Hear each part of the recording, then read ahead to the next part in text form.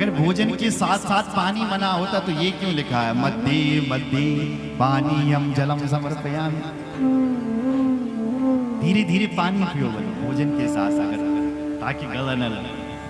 मध्ये मध्ये पानीयम जलम, तो भोजन के साथ साथ थोड़ा थोड़ा जल पी सकते हो, लेकिन भोजन के बाद यदि तुमने जल पी लिया, पानी पी लिया, तो वो विष के समान हो जाता है। भोजन के बाद पानी तुरंत पी लिया तो वो कई प्रकार की बीमारियां तुम्हारे भीतर पैदा कर सकता है। मध्य मध्य तुम भगवान को जल पिला रहे, मुख प्रक्षालन, और भगवान ने भोजन कर लिया, मुंह धुलो भगवान, हस्त प्रक्षालन, हाथ धुलो। अच्छा, आपने देखा होगा जब मुख प्रक्षाल हस्त प्रक्षालन हो रहा है तो उसके बाद ये भी कह रहे हैं, करोत वर्तनार्थी चंदनम समर्पयामि। अब ये चंदन क्यों चढ़ाया जा रहा है साहब? आपने तो चंदन पहले ही भगवान को लगा दिया था। बोले भैया ये चंदन अब माथे के लिए नहीं है, करोत वर्तनार्थी, हाथ धुलने के लिए। भगवान को अभी भोजन करवाया ना साहब आपने। मानसिक पूजा, ये आप मानसिक पूजा में ज्यादा फायदे में रहोगे, मन से भगवान की पूजा। अब हम भगवान को भोजन करवाए तो भगवान के हाथ धुला रहे हैं, इसलिए चंदन से भगवान का हाथ धुलाया जा रहा है। सुन रहे हो? उसके बाद आचार्य जी क्या कह रहे हैं, क्या फल के डोने पर हाथ लगा, क्योंकि भोजन करने के बाद फल खाने का नियम नहीं है। भोजन के बाद पानी छीनते हैं, फल छीन कर खाया। फल कई लोग पान भी चबाते, मीठा खाते हैं, खाने के बाद पान चबाते, पान लौंग सुपारी सौंफ मिश्री लौंग सुपारी, इसलिए पान का पत्ता भी रखा है।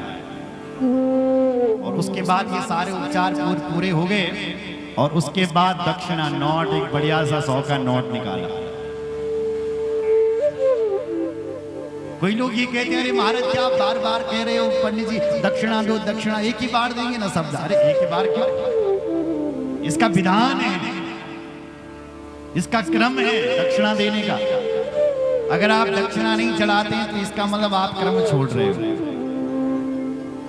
दक्षिणा का भी बड़ा महत्व है साहब, और दक्षिणा से तो हर व्यक्ति प्रसन्न होता है।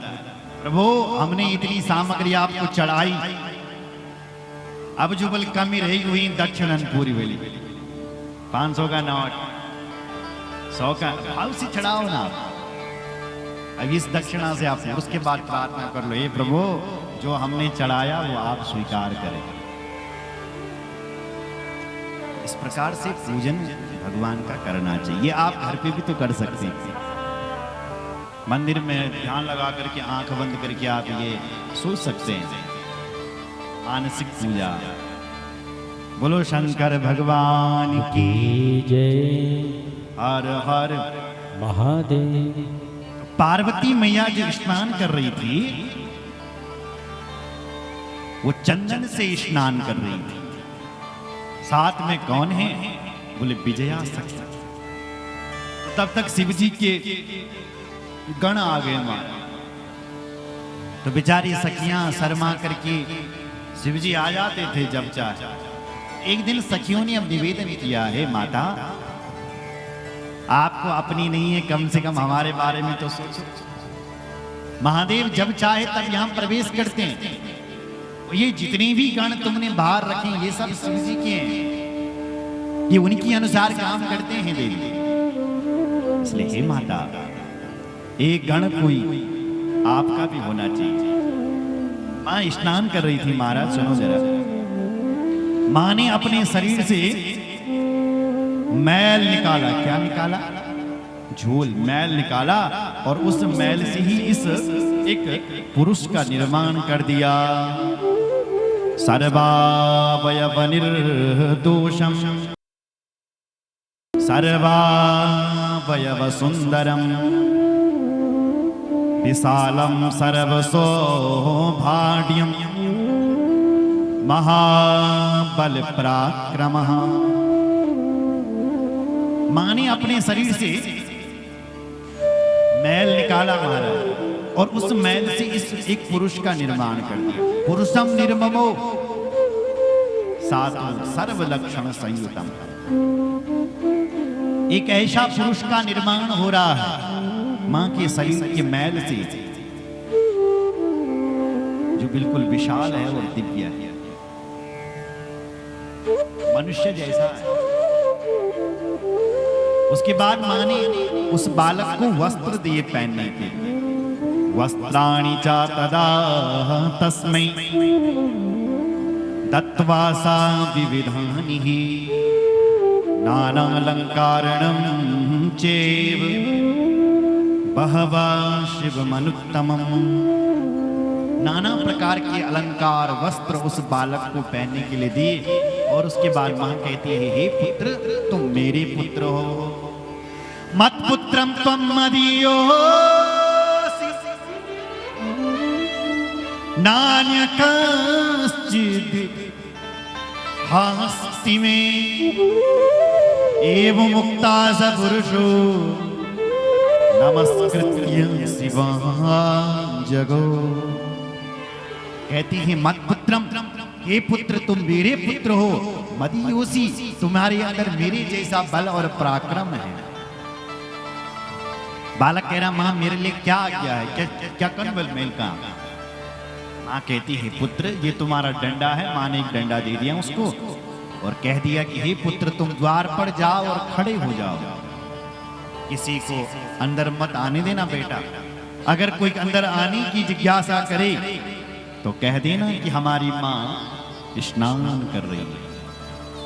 मां ने अपना नाम नहीं बताया कि तेरी मां कौन है, केवल इतना कहना कि मेरी मां स्नान कर रही है, बस जाओ। द्वार पर खड़ा हो गया वो बालक। शिवजी के गण आए, भगवान शिवजी आए, मां स्नान कर रही है अंदर। और शिवजी के गणों को जैसे ही अंदर आते हुए देखा तो उस बालक ने दरवाजे पर ही रोक दिया, रुको, कोई अंदर नहीं जा सकता। गणों को जब रोका तो भगवान शंकर बैल पर बैठे थे। वीरभद्र से कहा, जाओ पता लगा कौन है, क्या समस्या हो गई आगे। गण गए, कहने लगे, बोले महाराज आगे रास्ता जाम है, बंद है। कौन आया? बोले एक नया आदमी आया है, कोई हमें कैलाश जाने से रोक रहा है, शिवधाम जाने से रोक रहा है। भगवान शंकर ने कहा, ये नया आदमी कौन है, जाओ। वीरभद्र जी उसको भगा। वीरभद्र जी गए मां, और वीरभद्र जी ने पूरे वेग के साथ उस बालक के साथ युद्ध किया।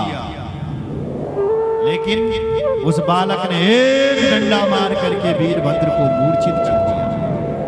भगवान नंदीश्वर गए, उस बालक को रोक हटाने लगे। हटो, बोले मेरी मां का आदेश है। कौन है तुम्हारी मां? मेरी मां का आदेश है कि दरवाजे पर कोई भी हो। नंदी को भी एक डंडे की ठोकी और नंदी भी मूर्छित। शिवजी के 60 करोड़ गण सारे आगे सब मूर्छित हो गए। अब क्या होगा? भगवान शिवजी ने देवताओं का स्मरण किया, सारे देवता आ गए, लेकिन उस बालक ने एक डंडा मार करके सबको पछोड़ दिया, सबको पीछे कर दिया। अब तो भगवान शिवजी अकेले। भगवान शिवजी ने अपना पिनाक नाम का धनुष उठाया, मारा। दृष्ट्वा साधुतिकस्तम वे पिनाकम धनुरादधि। भगवान शिव अपना पिनाक नाम का धनुष उठा रहे हैं, लेकिन उस बालक ने अपने डंडे से शिवजी के उस पिनाक नाम के धनुष को तोड़ दिया। बस जैसे महादेव ने देखा ये कौन है ऐसा आदमी, तुरंत भगवान शंकर को क्रोध, कालम महाकाल कालम कृपालम, भयंकर क्रोध महादेव को। महादेव ने अपना त्रिशूल निकाला। आगत्या त्रिशूलेन तच्छिरो निरकृन्तता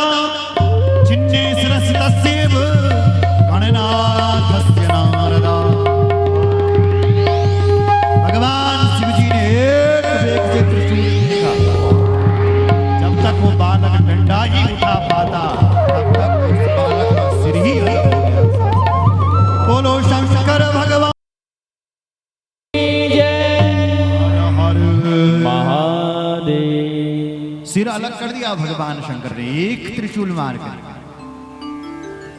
शिव जी बलवानों के भी बलवान है, बाहुबलियों के भी बाहुबली। सुन रहे हैं? उसके बाद भगवान शंकर ने अमृतमयी दृष्टि डाली और दृष्टि पड़ने से पुनः सारे देवता और जितने शिव जी के गण थे वो सब पुनर्जीवित हो गए। भगवान शिव जी को देखा तो कहने लगा हमें पुनर्जीवन मिल गया। वो आदमी जो नया आदमी था वो मर गया। तो मृदंग बजाने, मृदंगान पटहांस्देव गणाश्चापादयस्तथा महोत्सवं तदा चक्रुर अति तस्मिन् गणाधिपै। मृदंग बजाने लगे, डमरू बजाने लगे और जय जयकार करने लगी कि वो नया आदमी मर गया जो हमें रोक रहा था। शिव जी ने उसका अंत कर दिया। सब डमरू बजा करके अंदर जा रहे हैं महाराज प्रसन्न होकर के।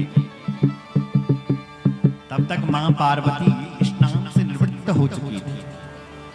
मां ने पूछा नंदी, ए बेटा नंदी, तुम भीतर कहाँ आया, कैसे आए अंदर?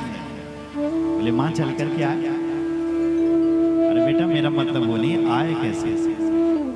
दरवाजे पर कोई मिला नहीं। बोले एक नया आदमी मिला मां, उसने हमें सब पराजित कर दिया था। तब भगवान शिव जी ने जैसे तैसे बचाया। और वो कहाँ है? कहा कि उसको तो भगवान शिव जी ने मार दिया। जैसे ये सुना कि शिव जी के त्रिशूल से वो बाला मृत्यु को प्राप्त हो गया है, भयंकर क्रोध। निर्ममे तक्षणम क्रुद्धा सर्वलोक महेश्वरी।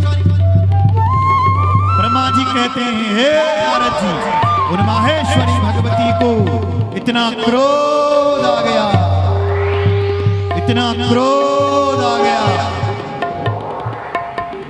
आश्चर्य कि देवी के शरीर से कई देवियां प्रकट होने लगी। मां पार्वती के शरीर से कई देवियां प्रकट हुई। महाराज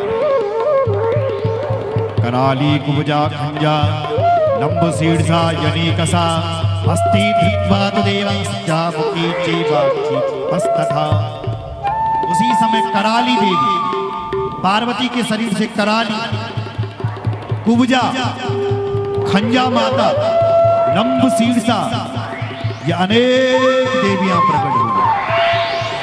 खंजा तो ऐसी थी जो सीधे जो हाथ पड़ता था उसी का भक्षण करती, चाहे वो शिव जी के गण हो चाहे देवता हो, सबका भक्षण कर रही है। अब क्या हुआ? हाहाकार मच गया, दसों दिशाएं डगमगा रही है मां के इस क्रोध से।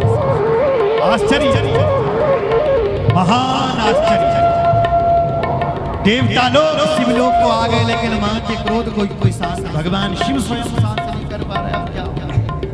जैसे तैसे सप्त ऋषियों आए महाराज, प्रार्थना जगदम्बा नमस्तुभ्यं शिवाय च नमस्तुते, चंडिकाय नमस्तुभ्यं कल्याणी च नमस्तुते, आदिशक्तिस्त्वमेयाम्बा सर्वसृष्टिकरी सदा त्वमेव पालिनी शक्ति त्वमेव प्रलयंकरी, प्रसन्ना भव देवेशी शान्तिं कुरु नमस्तुते, सर्वं हि विकलं देवी जगत् त्रिजगत् तव कोपिता।